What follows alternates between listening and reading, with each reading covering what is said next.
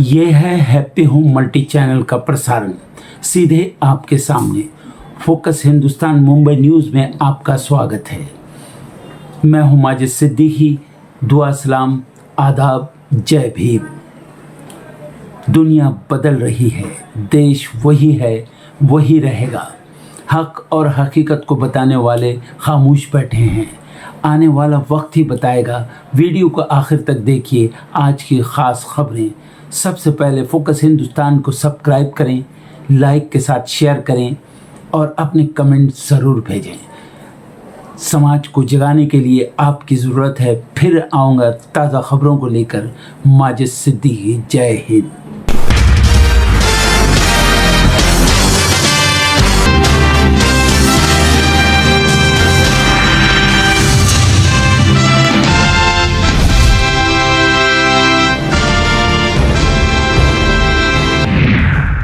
Crash हुआ अजीत पवार का विमान। महाराष्ट्र के बारामती में लैंडिंग के वक्त हुआ हादसा। डिप्टी सीएम अजीत पवार समेत 6 लोगों की गई जान। आज से शुरू होगा बजट सत्र। वीबी रामजी और एसआईआर पर मचेगा घमासान। देश भर से दिल्ली पहुंचने लगे सांसद। यूजीसी विवाद पर आया नीतीश की पार्टी का स्टैंड। जेडीयू ने संविधान और न्यायपालिका के फैसले को सर्वोपरि बताया। जीएसटी के डिप्टी कमिश्नर प्रशांत कुमार सिंह पर बड़ा खुलासा। फर्जी सर्टिफिकेट से नौकरी लेने का आरोप। दिल्ली नगर निगम में आज पेश होगा बजट। सफाई और पर्यावरण को दी जा सकती है प्राथमिकता। मणिपुर के कांगपोकली में नया तनाव। 3 घर और 4 झोपड़ियां जला दी गई। वाराणसी में सरस्वती मूर्ति विसर्जन के दौरान 2 पक्ष आपस में भिड़े। 2 जख्मी, पुलिस जांच में जुटी। जम्मू कश्मीर के सोनमर्ग में एवलांच। कई होटलों को नुकसान। वीडियो में दिखा भयावह मंजर। दिल्ली में आज बीटिंग रिट्रीट की रिहर्सल। दिन में 4 बजे से लागू होंगे प्रतिबंध। दिल्ली में बारिश के बावजूद हवा बहुत खराब। ठंडी हवाओं से बढ़ी कपकपी। चांदनी चौक में AQI 340। अमेरिका के टेक्सास में H1B वीजा पर गवर्नर ने लगाया ब्रेक। भारतीयों पर होगा असर। पाकिस्तान में लोह मंदिर का जीर्णोद्धार पूरा। भक्तों के लिए खुला द्वार। भगवान राम से है कनेक्शन। ऑस्ट्रेलिया की राह पर फ्रांस। 15 साल से छोटे बच्चे नहीं चला पाएंगे सोशल मीडिया। स्कूल में मोबाइल ले जाने पर भी रोक। यूएन में भारत ने पाक को फिर फटकारा। ऑपरेशन सिंदूर और कश्मीर पर फैला रहा झूठ। ऑपरेशन सिंदूर के बाद गिरी पाक सेना की रैंकिंग। टॉप 10 से बाहर। भारत का जलवा कायम। बजट की उल्टी गिनती शुरू। वित्त मंत्री ने हलवा सेरेमनी में लिया भाग। लगातार 9वां बजट पेश कर रचेंगे इतिहास। चांदी दिन भर में 40,000 महंगी। कीमत 3,70,000 पार। सोने ने भी लगाई ऐतिहासिक छलांग। 15 वर्षों में दोगुना हो जाएगा प्लास्टिक से स्वास्थ्य पर पड़ने वाला दुष्प्रभाव। गंभीर परिणाम को लेकर alert. Howrah Kamakhya Vande Bharat sleeper train में जल्द परोसा जाएगा मांसाहारी भोजन। रेलवे ने लिया फैसला। व्हाट्सएप ने हाई सिक्योरिटी मोड किया लॉन्च। ऐसा करने वाली ये तीसरी प्रमुख टेक कंपनी बनी।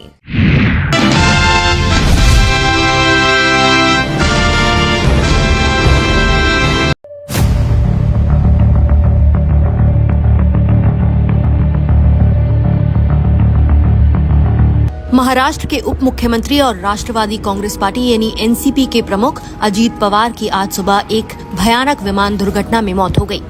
मुंबई से बारामती जा रहे उनके छोटे विमान ने बारामती एयरपोर्ट पर लैंडिंग की कोशिश के दौरान क्रैश लैंडिंग कर ली, जिससे विमान में सवार 5 लोग मारे गए। आधिकारिक रिपोर्ट्स के मुताबिक अजीत पवार के अलावा उनके एक पीओ यानी पर्सनल सिक्योरिटी ऑफिसर, एक अटेंडेंट और 2 क्रू मेंबर्स जिसमें पायलट और को पायलट शामिल थे, वो भी हादसे का शिकार हो गए। अधिकारियों के अनुसार टक्कर इतनी जबरदस्त थी कि विमान क्रैश होते ही 2 हिस्सों में बंट गया और तुरंत आग लग गई, जिससे किसी को भी बचने का मौका नहीं मिला।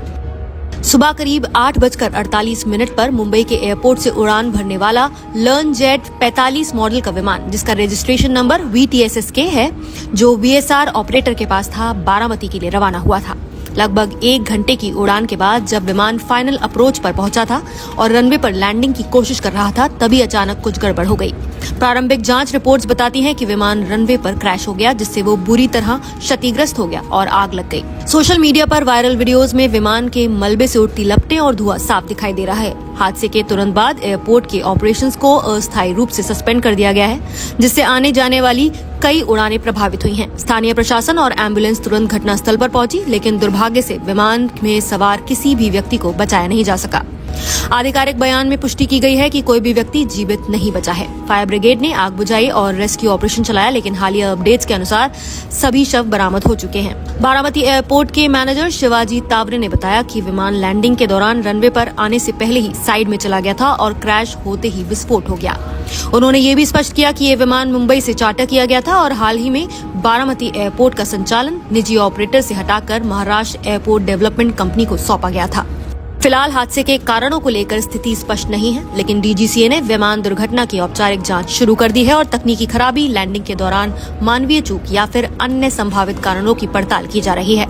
जांच पूरी होने के बाद ही स्पष्ट हो पाएगा कि ये भीषण हादसा किन परिस्थितियों में हुआ। अब बड़ा सवाल ये भी है कि अजीत पवार आखिर बारामती क्यों जा रहे थे। तो आपको बता दें कि अजीत पवार महाराष्ट्र की राजनीति के दिग्गज नेता थे, जो एनसीपी के अध्यक्ष और महायुति सरकार में उप मुख्यमंत्री थे। वो बारामती पहुंचने वाले थे ताकि स्थानीय निकाय चुनावों से पहले 4 महत्वपूर्ण जनसभाओं को संबोधित कर सके। बारामती उनका गढ़ माना जाता है, जहां वो विधायक भी हैं और परिवार का राजनीतिक प्रभाव मजबूत है।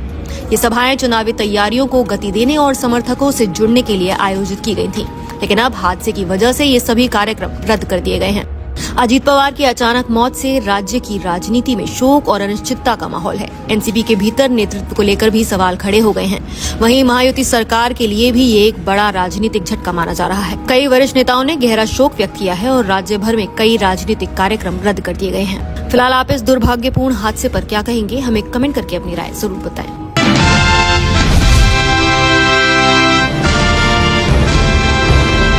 उत्तराखंड के मसूरी में मशहूर सूफी कवि बाबा बुल्ले शाह के मकबरे को तोड़ने से विवाद खड़ा हो गया है।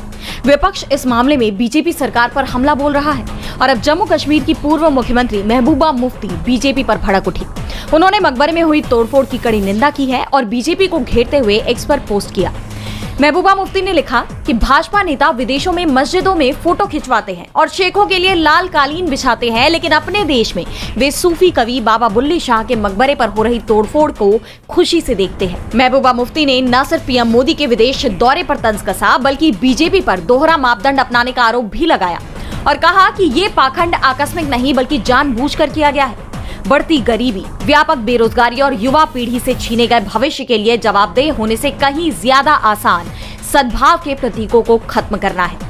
दरअसल ये पूरा विवाद तब शुरू हुआ जब मसूरी में 100 साल से ज्यादा पुरानी सईद बाबा बुल्ले शाह की मजार को नुकसान पहुंचाया गया, जिसके बाद लोगों में आक्रोश देखने को मिला।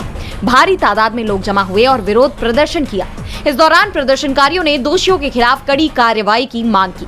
ऐसे में पुलिस भी एक्शन मोड में दिखाई दी। पुलिस के मुताबिक इस घटना के संबंध में 25 से 30 अज्ञात लोगों के खिलाफ मुकदमा दर्ज कर लिया गया है और मामले की जांच जारी है।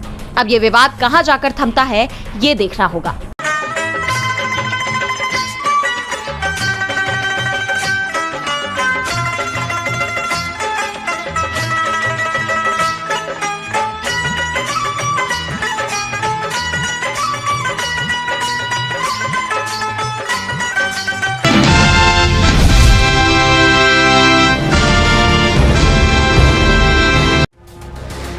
स्वामी अविमुक्तेश्वरानंद के बयान के बाद यूपी में बवाल शुरू हो गया। उनके समर्थन में बरेली के सिटी मजिस्ट्रेट अलंकार अग्निहोत्री ने अपना इस्तीफा दे दिया है। अब स्वामी अविमुक्तेश्वरानंद ने यूजीसी विवाद पर भी अपनी प्रतिक्रिया दी है। उनका कहना है कि सरकार हिंदुओं को बांटना चाहती है। बरेली के डीएम ने अपने सिटी मजिस्ट्रेट के पद से त्याग पत्र दे करके ये सिद्ध कर दिया कि जो कुछ प्रयाग में हुआ है वो बहुत गहरी चोट हृदय को लगाने वाला है।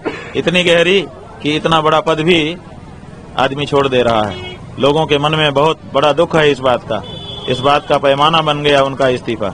हिंदू धर्म को आपस में लड़ाने का उपक्रम है। ऐसा कानून ले आओ जिसमें हिंदू एक जाति दूसरी जाति के साथ ताल ठोक के खड़ी हो जाए, एक दूसरे को नीचा दिखाए और आपस में लड़के मर जाए। हिंदू धर्म को समाप्त करने का षड्यंत्र है ये सब। ये वो सरकार कर रही है जो अपने आप को हिंदू सरकार कहती है। जब कोई व्यक्ति काम पर रहता है, उसको काम खाली हो जाता है तो खाली मन शैतान का घर हो जाता है। तो हम नहीं चाहते हैं कि खाली होने के बाद उनके मन में कोई दूसरी बात आए और इस समय उनके मन में दुख भी है, क्षोभ भी है, आक्रोश भी है। तो इसलिए हमने उनको एक काम पकड़ने के लिए आमंत्रित किया कि आइए धर्म के क्षेत्र में कार्य करिए।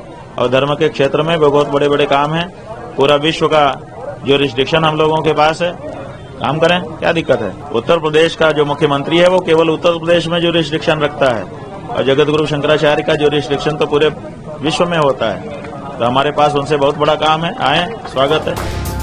दरअसल माघ महीने में मौनी अमावस्या के दिन हुए बवाल के बाद देश में 2 अलग अलग खेमे हो चुके हैं। एक पक्ष का कहना है कि शंकराचार्य को पालकी से उतरकर जाना चाहिए था, तो दूसरी तरफ एक पक्ष ने शंकराचार्य और उनके शिष्यों के साथ हुए बदसलूकी पर बीजेपी को घेर लिया है। इसी कड़ी में बरेली के सिटी मजिस्ट्रेट अलंकार अग्निहोत्री ने अपने पद से इस्तीफा दे दिया। इस्तीफा देने के बाद उन्होंने फोन के जरिए शंकराचार्य से बात भी की। जी नारायण, कैसे हैं आप?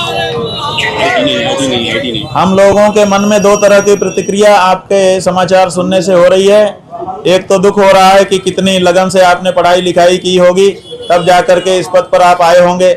आज एक झटके में आपका पद चला गया। लेकिन दूसरी तरफ आपने जिस तरह से सनातन धर्म के प्रति, सनातन धर्म के प्रतीकों के प्रति अपनी गहन निष्ठा का प्रदर्शन किया है, उससे पूरा सनातनी समाज आह्लादित है और आपका खूब खूब अभिनंदन करता है। हम चाहते हैं कि आपके जैसे निष्ठावान लोग सनातन धर्म की सेवा में और आगे आएं। जो पद सरकार ने आपको दिया था, उससे बड़ा धर्म के क्षेत्र का पद हम आपको देने के लिए प्रस्ताव करते हैं। जी जी जी जी जी अग्निहोत्री जी, नारायण नारायण। अलंकार अग्निहोत्री के साहस को लेकर शंकराचार्य काफी खुश नजर आए। शंकराचार्य ने अग्निहोत्री को इससे भी बड़ा पद देने की बात कही है। शंकराचार्य का कहना है कि मेरे शिष्यों के साथ जो बदसलूकी हुई, उसे आप ऐसे ही समझ सकते हैं कि एक शख्स ने इतने बड़े पद से इस्तीफा दे दिया। भाजपा विधायक बालमुकुंद आचार्य ने भी शंकराचार्य के साथ हुई इस घटना पर अपनी राय रखी। उन्होंने कहा, धर्म गुरुओं का अपमान कतई स्वीकार नहीं किया जा सकता। शंकराचार्य जैसे पूज्य संतों का सम्मान सर्वोपरि है। समाज के हर वर्ग को उनके पद की गरिमा का आदर करना चाहिए। मैं स्वयं शंकराचार्य के प्रति कृतज्ञ हूँ और नतमस्तक रहता हूँ। ऐसे मामलों में कोई ढिलाई नहीं होनी चाहिए। जो भी लोग दोषी पाए जाएं, उन्हें सजा मिलनी ही चाहिए। जांच पूरी तरह निष्पक्ष हो और किसी भी स्तर पर जिम्मेदारी तय की जाए। यदि किसी फैसले से करोड़ों श्रद्धालुओं की सुरक्षा सुनिश्चित होती है तो वह गलत नहीं है, लेकिन इसके नाम पर शंकराचार्य का अपमान भी उचित नहीं ठहराया जा सकता। वहीं दूसरी तरफ किसान नेता राकेश टिकैत की भी इस पूरे विवाद पर प्रतिक्रिया सामने आई। शंकराचार्य और उनके शिष्यों के साथ हुई बदसलूकी पर राकेश टिकैत ने सरकार पर निशाना साधा। उन्होंने कहा कि शंकराचार्य को स्नान करवा देना चाहिए, क्योंकि अगर संत किसान नाराज होंगे तो देश को भारी पड़ेगा। ये देश कृषि और ऋषि का देश है। जब जब ऋषि और कृषि के साथ छेड़खानी होगी तो हलचल पैदा होगी। अब बीजेपी की फायरब्रांड नेता उमा भारती ने भी शंकराचार्य का समर्थन किया है। उन्होंने कहा कि शंकराचार्य का सबूत मांगकर प्रशासन ने अपनी मर्यादा तोड़ी है। उन्होंने कहा कि मुझे विश्वास है कि स्वामी अविमुक्तेश्वरानंद जी महाराज एवं उत्तर प्रदेश सरकार के बीच कोई सकारात्मक समाधान निकल आएगा, किंतु प्रशासनिक अधिकारियों के द्वारा शंकराचार्य होने का सबूत मांगना, ये प्रशासन ने अपनी मर्यादाओं एवं अधिकारों का उल्लंघन किया है। ये अधिकार तो सिर्फ शंकराचार्यों का एवं विद्वत परिषद का है।